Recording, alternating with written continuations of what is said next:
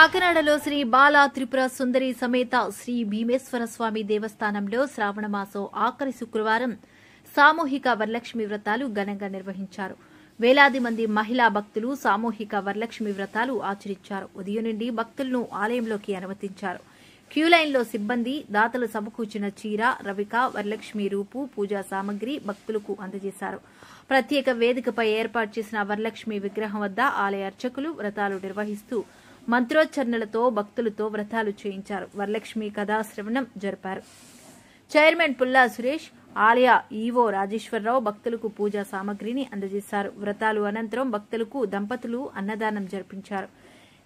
ఈ సందర్భంగా వారు మాట్లాడారు. ఆధ్యాత్మిక వాతావరణంలో వరలక్ష్మి వ్రతాలు నిర్వహించడం జరుగుతుందన్నారు. ప్రతి ఏడాది నగరంలో శ్రావణ మాసంలో వరలక్ష్మి వ్రతం నిర్వహించడం జరుగుతుందని తెలిపారు. ఈ కార్యక్రమంలో ఆలయ కమిటీ సభ్యులు, మార్కెట్ యార్డ్ చైర్మన్ బొచ్చు శేఖర్, 30 ఇన్ఛార్జ్ అధ్యాపకులు గంగరాజు, దంగేటి సతీష్, మురళి, పి పున్నయ్య, చక్కా ప్రకాష్, గణేష్, మోహన్, జి శ్రీనివాస్, వి మురళి, పి కుమార్ తదితరులు పాల్గొన్నారు.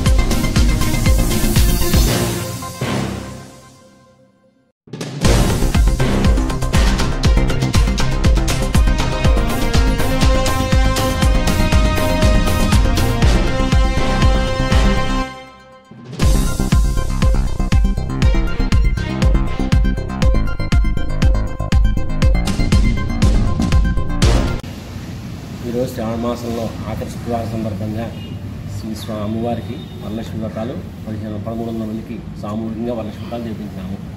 ఈ పూజా కార్యక్రమం అందరూ కూడా బాగా జరిగి అందరూ తీర్థోత్సవాలు తీసుకుని కమిటీ వారు ఇచ్చిన కూపన్లు కిట్లు అని కూడా యూజ్ చేసుకుంటాం.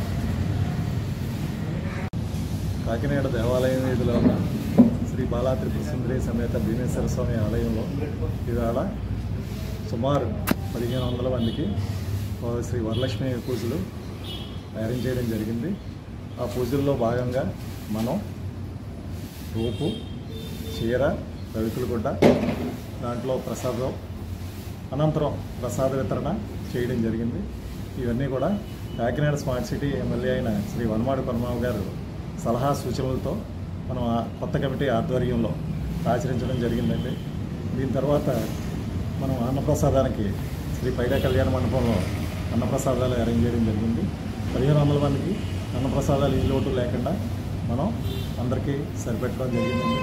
ఈ కార్యక్రమం ఇంత దిగ్విజయంగా జరగడానికి ముఖ్య కారకులు మనకి శ్రీ మార్కెటింగ్ సొసైటీ చైర్మన్ అయిన బొచ్చు శేఖర్ గారు, 30వ వార్డు ఇన్ఛార్జీలైన శ్రీ గంగరాజు గారు, నంగేడు సతీష్ గారు మరియు ఇతర కార్యకర్తలు, భక్తులు ఈ కార్యక్రమానికి ఇంత గొప్పగా జరగడానికి సహకరించిన దాతలకు పేరు పేరున కృతజ్ఞతలు తెలియజేసుకుంటూ మరొకసారి మీ శ్రీ వనమాడి పండుగ గారికి ఈ అవకాశం ఇచ్చినందుకు వనమాడి పండుగ గారికి మా కృతజ్ఞతలు తెలియజేసుకుంటాం. సరే.